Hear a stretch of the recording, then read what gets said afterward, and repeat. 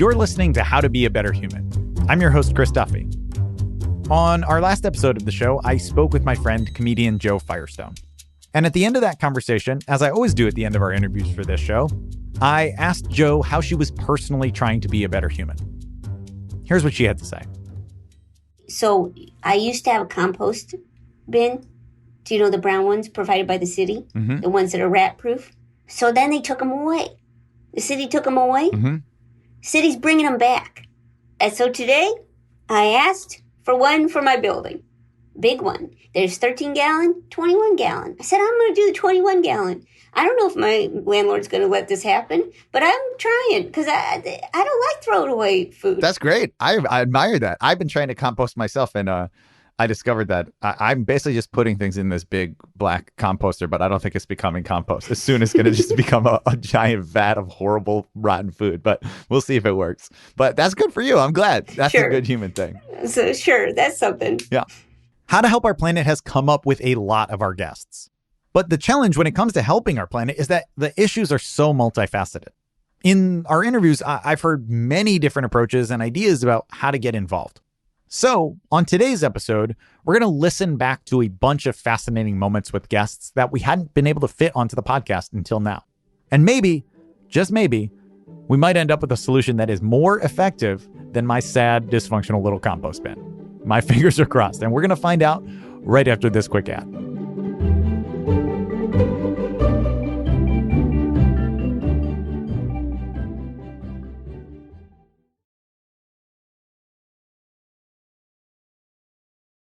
And we are back. Okay, so today we are talking about connecting with planet Earth and trying to make better choices when it comes to protecting this one and only home that we have.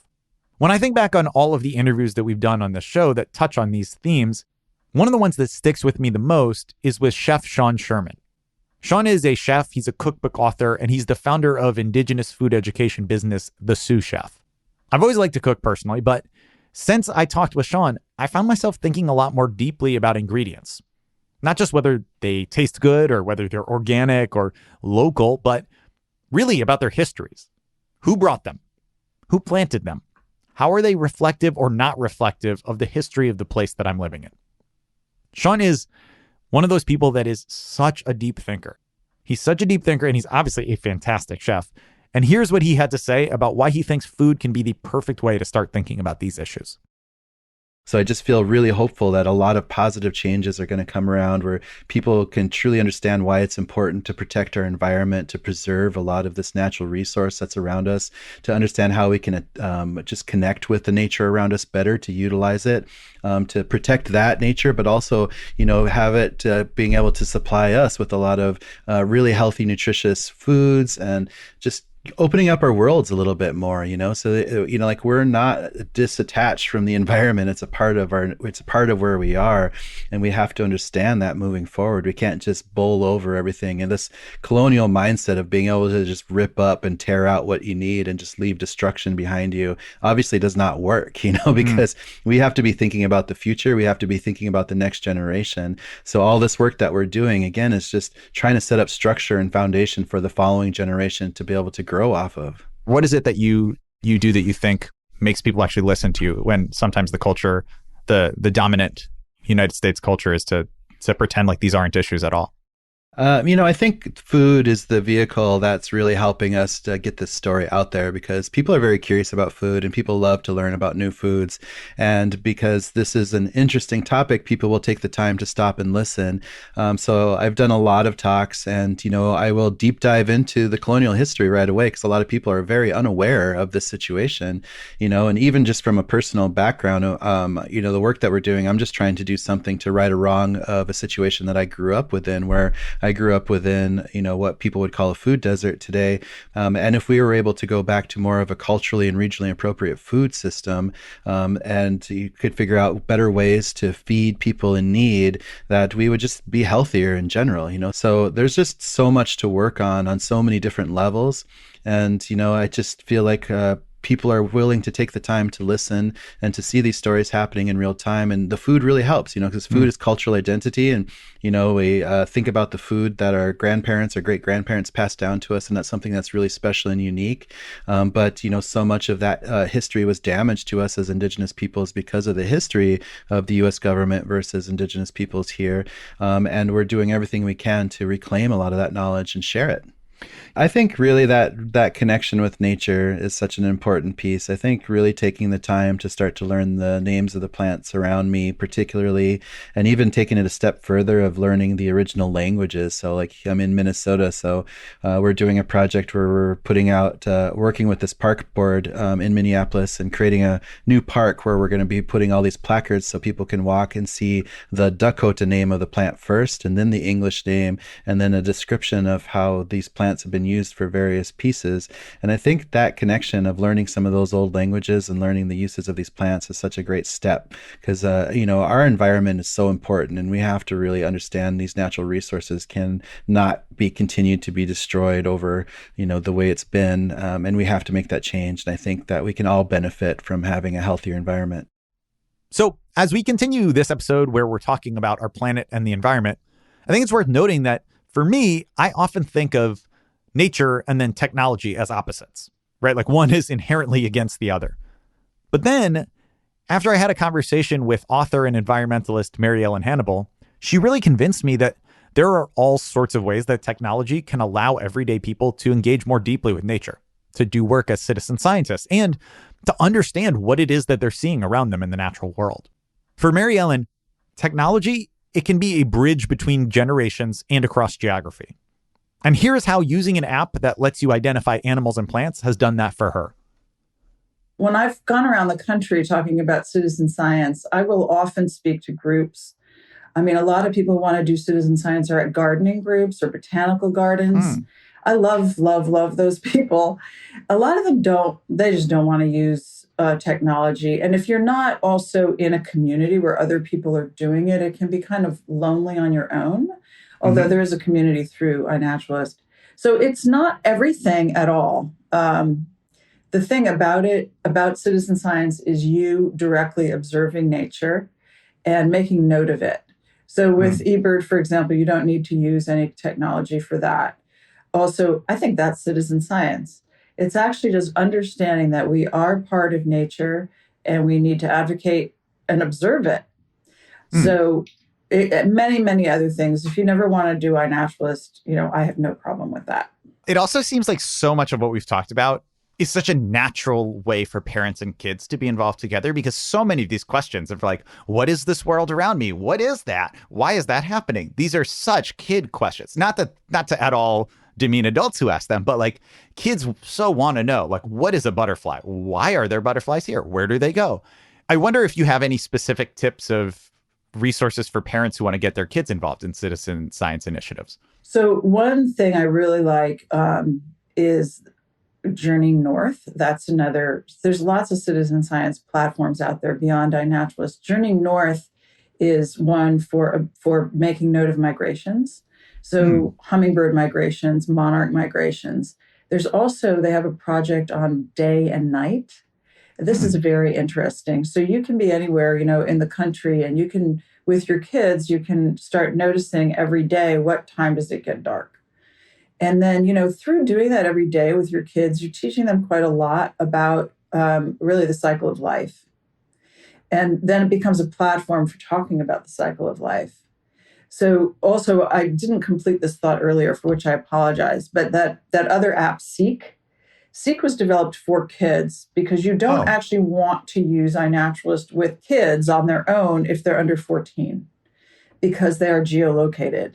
And you don't want people to be able to figure out where your kid is when. So Seek doesn't geolocate you, and the AI, the artificial intelligence, works faster. So that's a way to use technology without being connected to anything that geolocates you, which is good. We're going to have more guests and more conversation in just a moment. Do not go anywhere.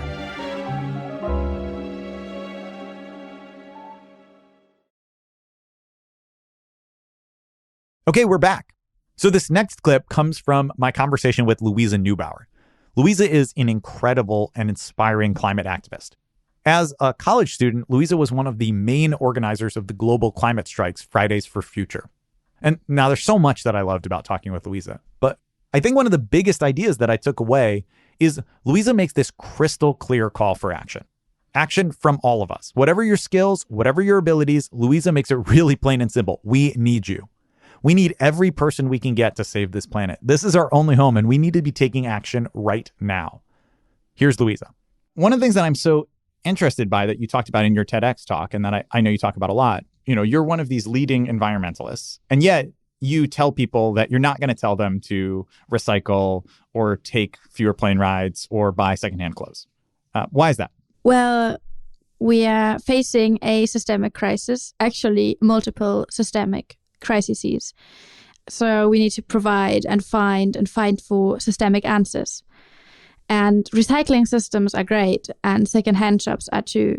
But what we need people to do is to engage in, systemic fights and resistance on that systemic level. And that's really difficult and really abstract. So I usually try to provide answers that are a bit more concrete, actually. And so one of the concrete answers that you've given, or that I've heard you give, is that we all need to be climate activists. Well, yeah, ideally. I think there's this understanding that a climate activist or a climate justice activist is always a very young person or a very old person. There's apparently nothing in between. And these people are never normal. Like they, had always this one thing that happened in their life and it changed everything. And then they had a really tough childhood or a really difficult life in between, or they were suddenly billionaires, but then they changed. And it's always this very extraordinary story to that, which obviously, which can be inspiring in a sense, but I think it can also be a bit threatening. It kind of, tells people, well, you're too normal to be a climate activist. And I really want to, tear this stereotype apart and, make it as easy as possible for people to engage in climate activism and to become a climate activist, which fortunately is much easier now than it used to be because it's actually, a cool thing to do. It's something nice. It's actually something, you could put on your CV if you wanted to. I find this to be one of the most inspiring parts of this is that I feel like for a long time, there's been this sense of like, if you want to help the environment, it's all things that you are doing wrong. Like you need to be you need to take shorter showers. You need to recycle more. You need to change where you buy things. And all of those are important, like you said. But I think that it kind of shifts responsibility away from big corporations and from governments and from like these big institutional polluters that are actually making a huge mess of the environment and onto individual people. And I love that you have kind of shifted the focus back to like we as individuals can put pressure on these systems and change these systems and use our political power as well as our individual power. It's not just about what you choose to buy. It's also about who you choose to vote for and where you put your money and where you put the pressure. Yeah. Actually, it's something that is, as soon as you think about it, it's very obvious. You can tell people to cycle more often, but they won't do it unless there's a good cycling infrastructure. And suddenly we're on a systemic stage. And suddenly it's about the politics behind it, the politics who are working in favor of automobile lobbyists and not in favor of cyclists, for instance. Well, one of the things you've done about it is Fridays for Future. And Fridays for Future, it started with students and with school walkouts. But who else do you think is missing from the wider environmental movement? Well, this has changed a lot, actually. So it started as school strikes, really, so happening with school children. But obviously, when I and others in Germany started, and in Europe, like in Central Europe, we weren't mostly school children, but there were many university students like myself coming and joining that. So we kind of broke the school thing up a bit, and we kind of called it youth movement then. And then suddenly people came up and said, well, we're parents and, we're really worried about the future of our children. So what do we do? And so they founded Parents for Future. And then other people came up and they founded then Teachers for Future and Architects for Future and Musicians for Future and all those things. So suddenly it's now getting like a much more of an intergenerational fight. So I talked to a grandma for Future who's currently fighting in some woods in Germany, defending that from deforestation. So it's really, getting through the generations. And that is possible because with possibly the most important story of Fridays for Future is is that the climate crisis is in fact not a crisis of the climate, but of the people, and those at the front lines mostly, and the young generation, the children, the young people. And it's really easy to ignore the icebergs on the Arctic, which is melting. And it's really easy to ignore the forests that are currently burning. But it's kind of impossible to ignore the future of your own child or your grandchild. And that is what opened up this whole potential of intergenerational change making. So I don't think there is someone like missing or so. But I think obviously there's so much more potential of people getting engaged with this and understanding that it's now the time to get involved. Thank you so much for listening to this special episode of How to Be a Better Human. I hope that you feel a little bit fired up, maybe a little bit inspired, but also a little bit angry, right? That is not heartburn you're feeling. That is righteous indignation. All of our guests, they highlight that there are huge, immediate systemic problems that threaten our existence. We cannot ignore them. We need to organize. We need to change systems. We need to fight the status quo. The people that I talked to on this episode, they are doing just that. And you can too. And I really hope that you do, because I sure would like to keep on living on this planet for a little bit longer, hopefully for a lot longer. So let's take some action. That is our episode. And on the TED side, How to Be a Better Human is brought to you by Abhimanyu Das from the Earth, Daniela Balarezo from the Wind, Frederica Elizabeth Yosefa from the Water, and Powers from the Fire, and Karen Newman from the Heart. From PRX Productions, our show is brought to you by Jocelyn Gonzalez, Animal, Pedro Rafael Rosado, Vegetable, and Sandra Lopez Monsalve, Mineral. If you like our show, please share it with another human or with many other humans. Have a great week. We'll be back next Monday.